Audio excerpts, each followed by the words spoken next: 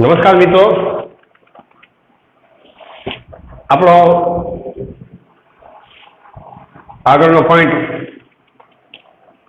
પદ્યાર્થ ગ્રહણ. એમાં આપણે જે 4 પોઈન્ટ જોયા અને 4 પોઈન્ટમાં જે કાંઈ નિયમો છે એ નિયમોને આપણે બોર્ડમાં લખી અને વિસ્તારથી આપણે એને સમજ્યા.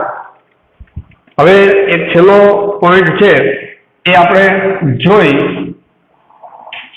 કે કાવ્યના શીર્ષકમાં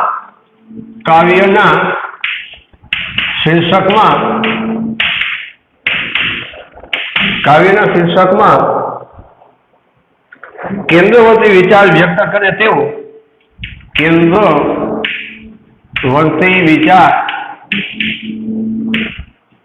વ્યક્ત કરે તેવો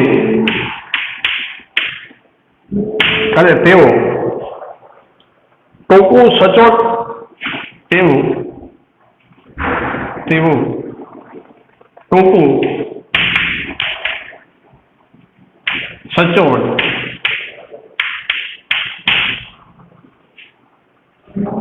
સચોટ સૂચક અને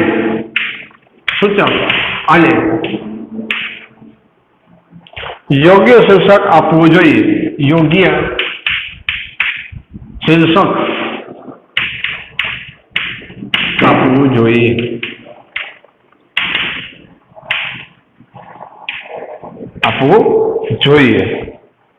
ઘણી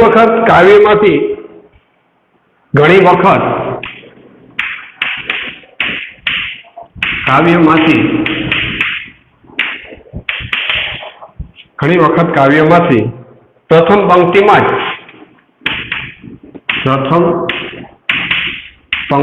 જ શીર્ષક મળી જતું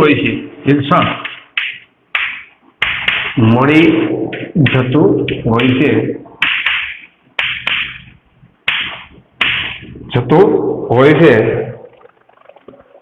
તેમજ કાવ્યમાં વારંવાર આવતો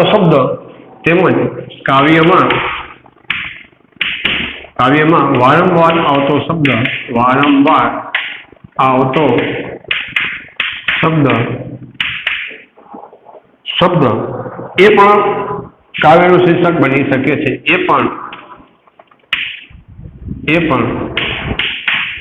કાવ્યનું શીર્ષક બની શકે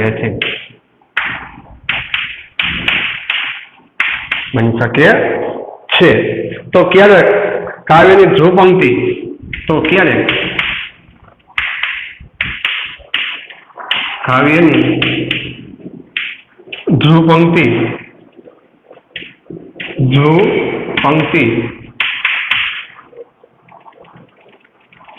પણ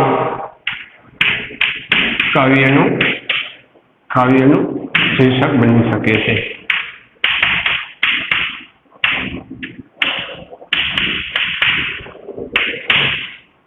હવે મિત્રો આપણે જોઈએ આ છેલ્લો અતિ મહત્વનો જે પોઈન્ટ છે, જે 4 પ્રશ્નનો તમારે જવાબ કઈ રીતે આપવા એના મેં એક પોઈન્ટ લખ્યા. આ 5મો જે પોઈન્ટ છે કે પહેલો પ્રશ્ન ગોતવો હોય તો પહેલો પોઈન્ટ, બીજો ગોતવો હોય તો બીજો પોઈન્ટ તમને સમજાયો, ત્રીજો પ્રશ્નનો જવાબ તમારે શોધવો હોય તો ત્રીજો પોઈન્ટ મેં સમજાયો, ચોથો પ્રશ્નનો જવાબ તમારે શોધવો હોય તો ચોથો મેં તમને સમજાયો. હવે અતિ મહત્વનો જે પ્રશ્ન છે કાવ્યનું શીર્ષક, જે મોટે ભાગે 70 થી 80% વિદ્યાર્થીઓને આ શીર્ષક ખોટું પડે છે. તો ખોટું શું કામ પડે છે? તો જે કાવ્યનો જે નિયમ છે એ નિયમ પ્રમાણે એ શીર્ષક લખતા નથી. તો આખું જે વિસ્તારીને જે કઈ કાવ્ય આપેલું હોય તો એ કાવ્યનું શીર્ષક કઈ રીતે શોધવું? કારણ કે એમાં કાવ્યનું શીર્ષક તો કઈ નહીં આપેલું હોય. અને તમારો 5મો જે છેલ્લો પ્રશ્ન છે એ એવો હશે કે કાવ્યનું યોગ્ય શીર્ષક આપો. તો આખા કાવ્યને વાંચી અને એનું આપણે શીર્ષક શોધીને લખવાનું આવે. તો શીર્ષક કઈ રીતે આપણે શોધી શકીએ? કારણ કે શીર્ષક એટલે મથાળું, મસ્તક. એ આપણે કહેવાનું છે, કારણ કે આખા એ મસ્તક ઉપર જ ધડ આધારિત હોય. હવે શીર્ષકની જ આપણે ખબર ના હોય તો એ ધડને આપણે કઈ રીતે ઓળખી શકશું, કાવ્યને કઈ રીતે ઓળખી શકશું? એટલે કાવ્યને ઓળખવા માટે એનું શીર્ષ એટલે મસ્તક જે શીર્ષ છે, જે શીર્ષક છે એ જાણવું જરૂરી છે. તો અહીંયા જે મેં એક પોઈન્ટ આપ્યો છે તમને, તો એ પોઈન્ટ પ્રમાણે તમે એનો પોઈન્ટ પ્રમાણે તમે જો શીર્ષક શોધવાનો પ્રયત્ન કરશો તો તમને શીર્ષક શોધવામાં કોઈ તકલીફ પડશે નહીં. તો આપણે જોયું કે કાવ્યના શીર્ષકમાં કેન્દ્રવર્તી વિચાર વ્યક્ત કરે તેવું ટૂંકું, સચોટ, સૂચક અને યોગ્ય શીર્ષક આપવું જોઈએ. એક તો કાવ્યમાં પ્રથમ તો આપણે એ ધ્યાન રાખવાનું કે એનો જે શીર્ષક છે ને ટૂંકું હોવું જોઈએ, સચોટ હોવું જોઈએ, સાચું હોવું જોઈએ અને સૂચક અને યોગ્ય લાગે તેવું હોવું જોઈએ. કાવ્યના શીર્ષકમાં આખી પંક્તિ આવે ને, આખી વાક્ય રચના ના આવે, માત્ર ને માત્ર ટૂંકા 2 કે 3 શબ્દ આવે. એ શબ્દો ઉપર આખું કાવ્યનું શીર્ષક નક્કી થાય છે. તો કાવ્યના શીર્ષકમાં જો કેન્દ્રવર્તી વિચાર છે એટલે જે કાવ્યનો ભાવ શું કહેવા માંગે છે, કાવ્ય આપણને શું કહે છે એ નક્કી કરવાનું આપણે હોય છે. તો શીર્ષક આપવું જોઈએ. ઘણી વખત કાવ્યમાંથી પ્રથમ પંક્તિમાં જ શીર્ષક મળી જતું હોય. ઘણી વખત આપણને કાવ્યની પ્રથમ પંક્તિમાં જ આપણને શીર્ષક મળી જતું છે. જો કાવ્યનું શીર્ષક આપણને ક્યાંથી મળે તો એ હું તમને અંડરલાઈન કરું. કાવ્યની પ્રથમ પંક્તિમાં જ શીર્ષક મળી જતું હોય છે. આ પહેલો પોઈન્ટ. કાવ્યનું શીર્ષક શોધવું હોય તો કે તો ઘણી વખત એવું પણ બનતું હોય છે કે કાવ્યની પ્રથમ પંક્તિમાં જ આપણને શીર્ષક મળી જતું હોય છે. પછી આગળ જાય કે કાવ્યમાં વારંવાર આવતો શબ્દ એ પણ કાવ્યનું શીર્ષક બની શકે છે. જો આ બીજો પેલો શું છે, કાવ્યની પ્રથમ પંક્તિમાં જ શીર્ષક બની જતું હોય છે. આપણે ફરી કવિ દાદને યાદ કરી કે કાળજા કેરો કડકો મારે ગાંઠે છૂટી ગયો, વેણુમાં મારો વીડો ફૂટી ગયો. તો જે આમાં પ્રથમ પંક્તિમાં કાળજા કેરો કટકો, તો એ ગીતનું શીર્ષક શું છે? કાળજાનો કટકો. આ એ શીર્ષક છે ગીતનું. તો આપણને પ્રથમ પંક્તિમાં જ એ શીર્ષક આપણને મળી જાય છે કે કાળજા કેરો કટકો મારે ગાંઠે છૂટી ગયો, ઓલા વેણુમાં મારો વેડો ફૂટી ગયો. તો કાળજા કેરો કટકો મારે ગાંઠે છૂટી ગયો, વેણુમાં મારો વેડો ફૂટી ગયો. તો જે 2 પંક્તિ છે તો પ્રથમ પંક્તિમાં જ આપણને એ શીર્ષક મળી જાય છે કે કાળજા કેરો કટકો મારે ગાંઠે છૂટી ગયો. તો કાળજાનો કટકો એ આખા ગીતનું શું છે? શીર્ષક છે. તો કાળજાનો કટકો એ આખા ગીતનું શીર્ષક છે. તો આપણને પ્રથમ પંક્તિમાં જ મળી જાય છે. બીજી રીતે આપણે જોઈએ તો ક્યારેક કાવ્યની ધ્રુપંક્તિ પણ કાવ્યનું શીર્ષક બની શકે. ધ્રુપંક્તિ જે વારંવાર પંક્તિ 2 કાવ્ય પૂરું થાય અને પંક્તિ આવે, 2 કાવ્ય પંક્તિ પૂરી થાય અને પંક્તિ આવે, 2 કાવ્ય પંક્તિ પૂરી થાય અને પંક્તિ આવે, તો એને ધ્રુપંક્તિ કહેવામાં આવે છે. એને શું કહેવામાં આવે છે? ધ્રુપંક્તિ કહેવામાં આવે. તો એ ધ્રુપંક્તિ પણ કાવ્યનું શીર્ષક બની શકે છે. તો આખું કાવ્ય આપણે જોઈએ તો તમને જે કાવ્યનું જે શીર્ષક છે એ શીર્ષક તમે 3 રીતે શોધી શકો. પહેલું તમે કઈ રીતે શોધી શકશો કે કાવ્યની પ્રથમ પંક્તિમાં જ એનું શીર્ષક આવી જશે. કાવ્યની પ્રથમ પંક્તિમાં જ એનું શીર્ષક આવી જાય. પ્રથમ પંક્તિમાં જ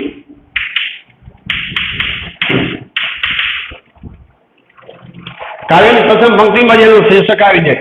બીજી રીતે જોઈ તો કોઈ પણ શબ્દ વારંવાર આવતો હોય, કોઈ પણ શબ્દ વારંવાર આવતો હોય એ પણ કાવ્યનું શીર્ષક બની શકે છે. જેમ કે હા પસ્તાવો વિપુલ સ્વર્ગ છે ઉતર્યું, એમાં પાપી ડોકી દઈ પુણ્યશાળી બન્યો. હા પસ્તાવો વિપુલ સ્વર્ગ છે ઉતર્યું, એમાં પાપી ડૂબકી દઈ ખૂણીય સાડી બની. તો એ કવિ કલાપીની પંક્તિ છે, કવિ કલાપીનું કાવ્ય છે, આગળ ઘણું છે, પણ એમાં આપણને જે શબ્દ છે પશ્ચાતાપ, એ પશ્ચાતાપ શબ્દ આપણને એમાંથી મળી જાય છે. તો જે શબ્દ વારંવાર આવતો હોય એ પણ કાવ્યનું શીર્ષક બની શકે છે. અને ત્રીજું આપણે જોયું કે કાવ્યની જે ધ્રુવ પંક્તિ છે, કાવ્યની જે ધ્રુવ પંક્તિ છે એ પણ ધ્રુવ પંક્તિ પણ શીર્ષક બની શકે છે.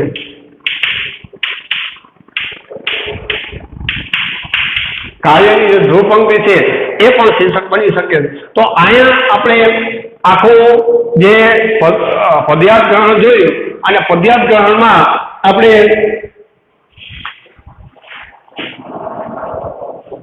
જે 5 નિયમો છે એ પહેલો પ્રશ્ન શોધવો હોય તો પહેલો નિયમ, બીજો પ્રશ્ન શોધવો હોય તો બીજો નિયમ, ત્રીજો પ્રશ્ન શોધવો હોય તો ત્રીજો નિયમ, ચોથો પ્રશ્ન શોધવો હોય તો ચોથો નિયમ, અને છેલ્લે એનું જે શીર્ષક શોધવું હોય તો આપણે તમારી સામે જ છે કે આવી રીતે તમે અભ્યાસ કરશો અને આવી રીતે તમે લખી અને આ રીતે તમે કરશો તો તમને જે કાવ્યનું જે શીર્ષક છે એ શોધવામાં તમને કોઈ તકલીફ પડશે નહીં. તો કાવ્યનું શીર્ષક કઈ રીતે શોધવું, તો આવી રીતે. અને એમાં પાછા 3 પોઈન્ટ અતિ મહત્વના આપણે યાદ રાખવાના કે કાવ્યની પ્રથમ પંક્તિમાં પણ શીર્ષક આવી શકે છે, કોઈ પણ શબ્દ વારંવાર આવતો હોય તો એ પણ શીર્ષક બની શકે છે, અને કાવ્યની જે ધ્રુવ પંક્તિ છે એ પણ કાવ્યનું શીર્ષક બની શકે છે. તો મિત્રો, આ 5 જે પોઈન્ટ લખાવ્યા એ તમારા જે પાકા ચોપડામાં નોંધી લેજો. જ્યારે તમારે કાવ્યનું જે પદ્યાર્થ ગ્રહણ કરવાનું આવે અને પદ્યાર્થ ગ્રહણ કરો ત્યારે તમે આ 5 મુદ્દા છે એ 5 મુદ્દાને વિગતવાર અભ્યાસ કરશો, અને વિગતવાર એક પ્રશ્નમાં એક મુદ્દો જોઈ અને એક પ્રશ્ન તમે શોધવાનો પ્રયત્ન કરશો તો તમને એ મળી જશે. હવે આપણે એક ઉદાહરણ તમને આપી કાવ્યનું, કે એ ઉદાહરણ આ બોર્ડમાં કાવ્ય આખું લખું છું અને નીચે પ્રશ્ન લખું છું.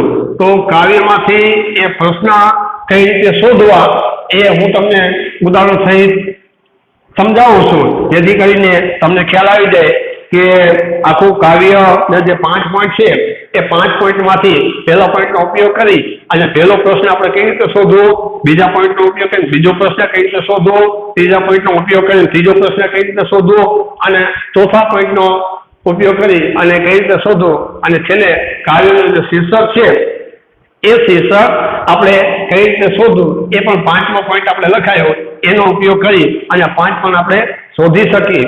તો એક કાવ્ય મેં અહીંયા લખ્યું છે એ તમે વિગતવાર જોઈ અને એકવાર વાંચી જઈએ આપણે કે કાવ્ય જોઈ કે તાંબાનો લોટો ભરી તુલસીને પાણી પાયું ખરું કે, તાંબાનો લોટો ભરી તુલસીને પાણી પાયું ખરું કે, જોજો પાછું ભૂલી ન જતા વ્યર્થ ઝંઝાટ આગે.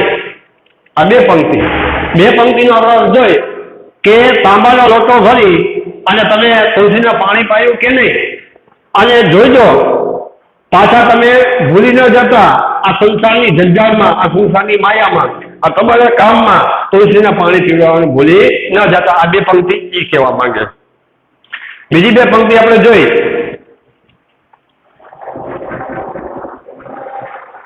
બીજી 2 પંક્તિ જોઈ તો વેસે મારા તુલસી તરસ્યા પાંદડા ઓસવાશે એકેયના પણ ન છૂટજો જીવન છોડવેથી.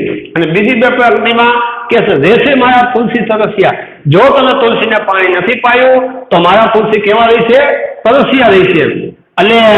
અને બીજું પાંદડા ઓસવાશે, ઓસવાશો એટલે કરમાઈ જશે. તમે તુલસીને પાણી નહીં પાઓ તો તુલસીમાંના જે પાંદડા છે એ પાંદડા કરમાઈ જશે. કુંડામાં એકેયના ફળના છૂટજો જીવન છોડવેથી. અને તુલસીનું જે પાંદડું છે એ પાંદડામાંથી, એ તુલસીમાંથી એક પણ પાંદડું કાપતા નહીં, તોડતા નહીં, કારણ કે એ જીવ છે એમાં, અને જીવના છોડવેથી એ જીવને છૂટો પાડવો જોઈએ નહીં. કુંડામાં જે ખરી પડ્યા હોય તે માત્ર લેજો. અને કોઈ પવનના ઝોકાથી તુલસીનું પાંદડું એકાદું ખરી જાય અને એમાં પડ્યું રહીએ તો તમારે જરૂર પડે તો એ લેજો, પણ પાંદડા તોડતા નહીં. રાજી રહેશે પ્રભુ, જળ હળશે દીપ, સૌભાગ્ય નહીં. અને આવું તમે કરશો તો એમાં પ્રભુ રાજી થશે. અને તુલસીનો જે દીપ છે એ જળ હળશે અને સૌભાગ્ય અખંડ રહેશે. સૌભાગ્ય એટલે કલ્યાણકારી. નિત્યમાના મુખથી સ્પ્રવતા શબ્દ ઘીના ભરેલા.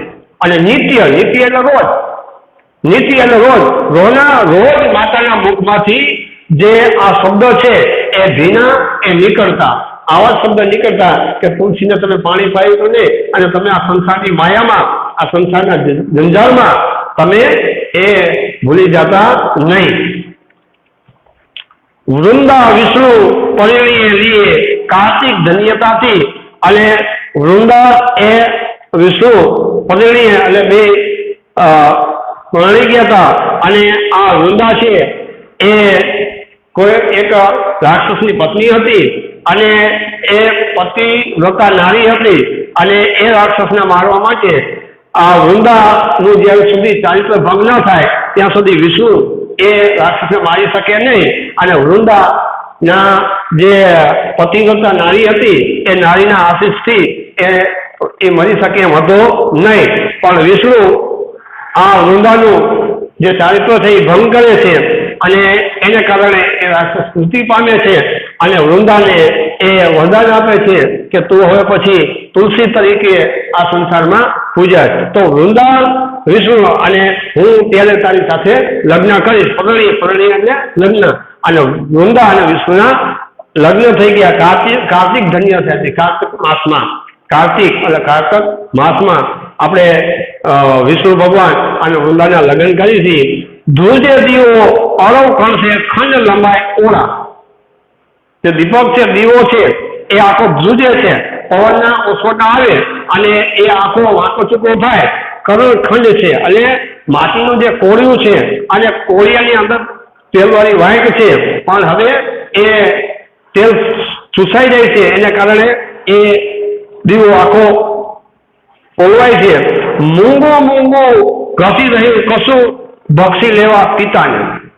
અને જે કવિના જે પિતા છે એ મૃત્યુની શૈયા ઉપર પથારીવશ પડ્યા છે, પણ જેમ દીવો ઓલવાઈ જાય અને પોતાનું મૃત્યુ નજીક દેખાય, કારણ કે મૃત્યુને દીવા સાથે સરખાયું છે, કે દીવો ઓલાઈ જાય એટલે જે શરીરમાં આત્મારૂપી જે દીવો છે એ પણ ઓલાઈ જાય. એટલે ભક્ષી લેવા પિતાને સુતેલા જે ક્ષીણ થઈ બધે દુષ્કા કઈ ખીજેલા. અને પિતાની જે મૃત્યુ પામે છે અને એમનું જે શબ છે એ ક્ષીણ થઈ ગયું છે, અને ચારે બાજુથી તે દુષ્કા કઈ ખીજેલા. જે મૃત્યુના જે રુદન છે એ પણ ખીજી ગયા છે. અડધા ખુલ્લા જનક મુખમાં કમતે હાથે માતા. અને પોતાની જે માતા છે એ પોતાના પિતા મૃત્યુ પામ્યા, એને અડધો ખુલ્લા જનક મુખમાં, જનક એટલે પિતા, પોતાના પિતાના મુખમાં જે અડધું મુખ ખુલ્લું છે અને અડધું વિડાયેલું છે, એમાં કમતે હાથે માતા. અને કમતે હાથે માતા એને પાણી પાય છે. અને મૂકેલું પર્ણ, જે તુલસીનું જે પાંદડું છે એ એના હોઠ ઉપર મૂકે છે. ભીડી હોઠ સૂકા, અને એના જે પિતાના હોઠ છે સુકાઈ ગયેલા છે, અને મુખમાં એ લીલું જે પાંદડું છે તુલસીજીનું એ મૂકે છે. આયુષ્ય જે ઉર્સી છે ઉર્સ્ય તે છોડ કેલું. અને જેમ આપણું આયુષ્ય છે એ આ તુલસી જેવું જોઈએ છે, છોડ જેવા જોઈએ છે, કે જેમ આપણે પાણી ખાતર, જેમ આપણે અનાજ અને પાણીથી આપણું જે આયુષ્ય છે એ ચાલે છે, એમ આ છોડોના આયુષ્ય પણ ખાતર અને પાણીથી ચાલતા હોય છે. જેમ અનાજ આપણો ખોરાક છે, એમ આ છોડનો ખોરાક પણ ખાતર અને પાણી છે એનાથી આ જાય. તો કવિ એક તુલસીનું જે મહત્વ છે અને તુલસીની આખી વાત કરી, તો આપણને ખબર પડી જાય કે આમાં કે આખો જે આ કાર્યનો જે મધ્યવર્તી જે કઈ વિચાર છે, તો એ મધ્યવર્તી વિચાર છે ને એ તુલસી છે. આપણને ખબર પડી, બરોબર, કે આખું કાર્ય છે એ તુલસી ઉપર છે. તુલસીને પાણી પાવું, તુલસીને તોડવું નહીં, તુલસીને સાચવવી, અને એના પાંદડા ખરી જાય એ જ લેવા, કારણ કે એમાંય પણ એક જીવ છે. અને તુલસીના લગ્ન ભગવાન વિષ્ણુ સાથે કઈ રીતે થયા, ત્યાં માસમાં થયા એ પણ આપ્યું છે. અને એના પિતાજી મૃત્યુની સયા ઉપર છે, તો એક દીપક સાથે ઉપમા આપી અને સરખાવે છે કે જેમ એક દીવો ઓળવાઈ જાય એમ એમને પિતાજીનું મૃત્યુ થાય. અને એના પિતાજી જ્યારે મૃત્યુ થાય ત્યારે એની માતા ધૂળતા હાથે એના બિડાયેલા હોઠ ઉપર જે કાંઈ તુલસીનું પાંદ મૂકે અને કમતે હાથે મૂકી દીધું. અને તુલસીનું ભેજી હોઠ સૂકા, અને એના હોઠ સૂકા હોય છે. આયુષ્ય જે ઉગ્ર સીચે અને આયુષ્યનું જે ઉગ્ર એટલે હૃદય સીચે ઉછેલું તે 16 કિલો. એટલે વૃક્ષોના જે આયુષ્ય ને માણસના આયુષ્ય સાથે સરખાયો છે. જે માણસની બધી જે નાનું બાળક હોય, નાનું બાળકની જે બધી સંભાળ રાખવાની હોય એવી રીતે આવા નાના છોડની સંભાળ રાખી છે.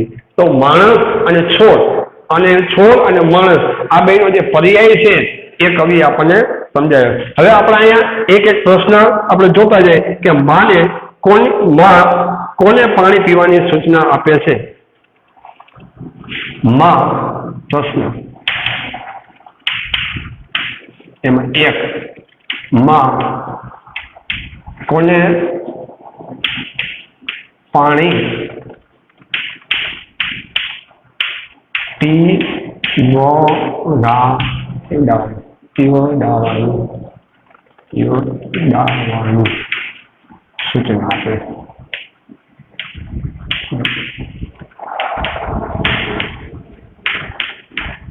આ પહેલો પ્રશ્ન. આ જવાબ. આ બીજો પ્રશ્ન, માં કેવા તુલસી દળ લેવાનું કહે છે? માં કેવા તુલસી દળ લેવાનું કહે છે? આ ત્રીજો. હવે ત્રીજો, કવિ કોની અંતિમ ક્ષણની વાત કરે છે? કવિ કોની અંતિમ ક્ષણની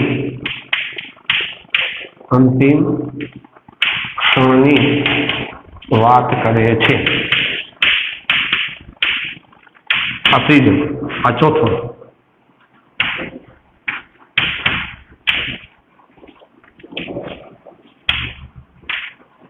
જો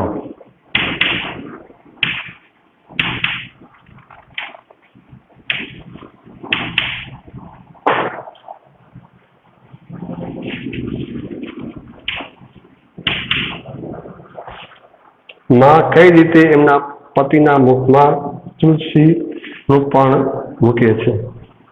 માં કઈ રીતે એના પતિના મુખમાં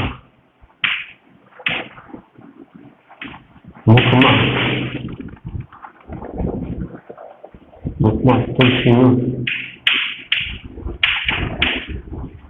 પણ મૂકે છે? અને છેલ્લે પાંચમું, યોગ્ય શીર્ષક આપો. હવે મિત્રો આ 5 પ્રશ્ન છે, તો 5 પ્રશ્નોનો જવાબ આપણને આમાંથી મળી જાય કે માં કોને પાણી પીવડાવવાની સૂચના આપે છે. તો પેલો તાંબાનો લોકો ભાઈ તુલસીને પાણી પાયું ખરું કે? જો પાછો ભૂલી ન જતા વ્યસ્ત જંજાળમાં. આ 2 પંક્તિમાં જ પેલા પ્રશ્નનો આપણને જવાબ મળી જાય છે કે માં કોને પાણી પીવડાવવાની સૂચના આપે છે? તો માં તુલસીના છોડને પાણી પીવડાવવાની સૂચના આપે છે. માં તુલસીના છોડને પાણી પીવડાવવાની સૂચના આપે છે. આ પેલો પ્રશ્ન જવાબ. સૂચના આપે છે. આ પેલો પ્રશ્ન જવાબ.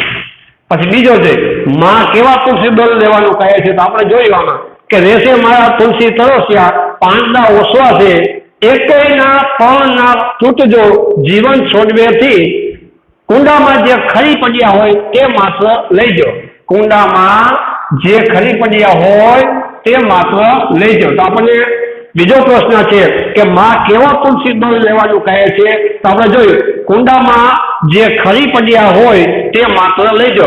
તો કુંડામાં જે ખરી પડ્યા પાંદડા હોય એ આપણને લેવાનું કહે છે. તો બીજા પ્રશ્નનો આપણને જવાબ મળે છે કે માં કુંડામાં ખરી ગયેલા માં કુંડામાં ખરી પડેલા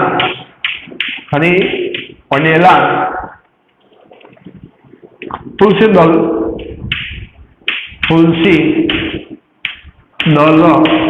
લેવાનું કહે છે. આ બીજો પ્રશ્ન.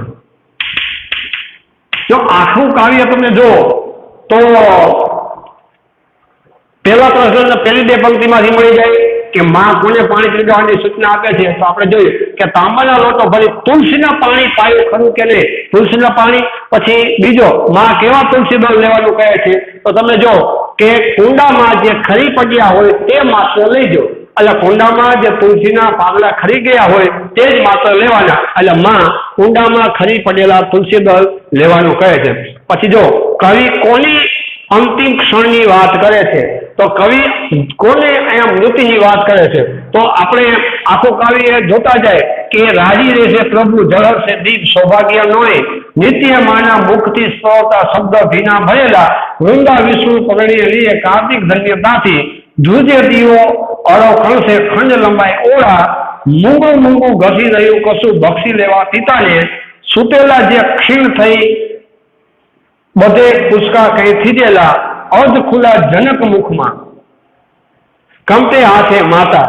તો અહીંયા પણ ધ્રુજે દીવો અળો ખણશે ખંડ લંબાઈ ઓળા મૂંગું ઘસી રહ્યું કશું બક્ષી લેવા પિતાને. જો કશું બક્ષી લેવા પિતાને. તો કવિ કોની અંતિમ ક્ષણની વાત કરે છે?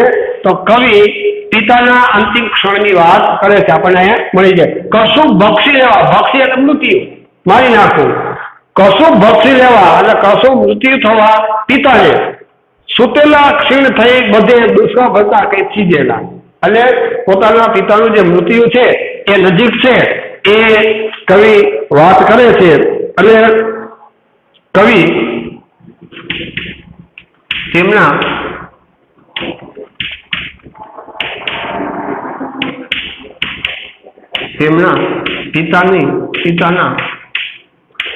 પિતાના અંતિમ ક્ષણની વાત કરે છે. અંતિમ ક્ષણની વાત કરે છે.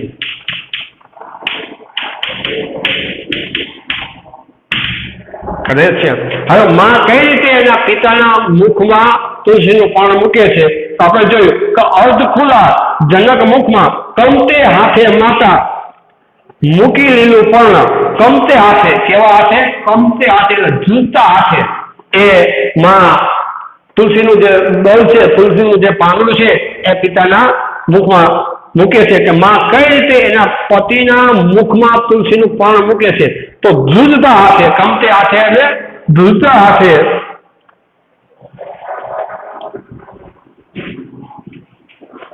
માં એમના પતિના અડધા ખુલ્લા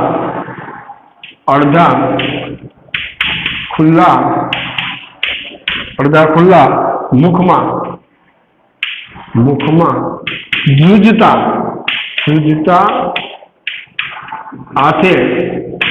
ધ્રુજતા હાથે તુલસીનું પર્ણ મૂકે છે. તુલસીનું પર્ણ મૂકે છે. તો આ આપણને પણ જોવા મળી જાય છે. ગમતે હાથે માં કઈ રીતે એના પતિના મુખમાં તુલસીનું પર્ણ મૂકે છે? તો માં એમના પતિના અડધા ખુલ્લા મુખમાં ધ્રુજતા હાથે તુલસીનું પર્ણ મૂકે છે. તો મિત્રો આખી વાત આપણે જોઈ કે આ કાવ્ય છે એ એક આપણે જોતા જાય તો બધામાં તુલસીની વાત કરે. એટલે આખું જે કાવ્ય છે ને એ તુલસી ઉપર આધારિત છે. અને પ્રથમ પંક્તિમાં જ આપણને એનું શીર્ષક મળી જાય કે યોગ્ય શીર્ષક આપો તો તુલસી દળ. તુલસી દલ. દલ એટલે પામી, ખાલી તુલસી લખો તો ચાલે, આ શબ્દ તુલસી. આ કાવ્યનું શીર્ષક. તો આખો આ જે પદ્યાંશ છે એ પદ્યાંશના જે 5 પોઈન્ટ મેં તમને લખાવ્યા એ 5 પોઈન્ટના આધારે તમે જો આ પદ્યાંશ ગ્રહણ કરશો, કાવ્યમાંથી પ્રશ્ન શોધવા અને એનો જવાબ શોધવાનો પ્રયત્ન કરશો પ્રશ્ન વાંચી, તો એ તમને મળી જશે. કાવ્ય તમારે આપેલું હોય છે, નીચે પ્રશ્ન આપેલા હોય છે, એક એક પ્રશ્ન વાંચી અને કાવ્યમાંથી એનો જવાબ શોધવાનો પ્રયત્ન કરશો અને એ જવાબ કઈ રીતે મળે એ આના પછીના પીરિયડમાં મેં તમને પોઈન્ટ વાઇઝ પહેલો, બીજો, ત્રીજો પોઈન્ટ એવા 5 પોઈન્ટ, 5 પ્રશ્ન શોધવા માટે 5 પોઈન્ટ લખાવ્યા અને તમે લખા પણ હશે. અને બીજું કે આખું મેં કાર્ય ઉદાહરણ સહિત તમને અહીંયા બોર્ડમાં લખ્યું અને એમાંથી પ્રશ્ન કઈ રીતે શોધાય એ પણ તમારી સામે મૂક્યા. તો આનો તમે અભ્યાસ કરશો તો તમારો જે આ 5 માણસનો જે પદ્યાંશ ગ્રહણ છે એ પદ્યાંશ ગ્રહણમાંથી એક પણ માર્ક તમારે કપાશે નહીં અને તમે આરામથી પદ્યાંશ ગ્રહણ કરી શકશો અને તમને પદ્યાંશ ગ્રહણમાં ક્યારેય કઈ તકલીફ પડશે નહીં. બીજું કે અહીંયા મેં એક ઉદાહરણ આપ્યું છે અને નીચે પ્રશ્ન આપ્યા છે અને ઉદાહરણના પ્રશ્નનો જવાબ કઈ રીતે શોધવા એ પણ મેં તમને કીધું છે. તમે પણ થોડીક મહેનત કરો, તમે પણ થોડાક પરિશ્રમ કરો અને આવા કાવ્ય હોય એ કાવ્ય તમે લખી અને નીચે પ્રશ્ન લખેલા હોય એ પ્રશ્ન વાંચી અને કાવ્યમાંથી તમે શોધવાનો પ્રયત્ન કરજો. અને જો તમને છતાંય ક્યાંય તકલીફ પડે અને કાવ્યના પ્રશ્ન છે એ પ્રશ્ન વાંચતા મહેનત કરતા તમને એમાંથી પ્રશ્ન ન મળે તો તમે મારી પાસે સોલ્યુશન કરવા આવશો તો આપણે સાથે મળી અને એમાંથી એ પ્રશ્નનો જવાબ શોધવાનો પ્રયત્ન કરશો. અસ્તુ.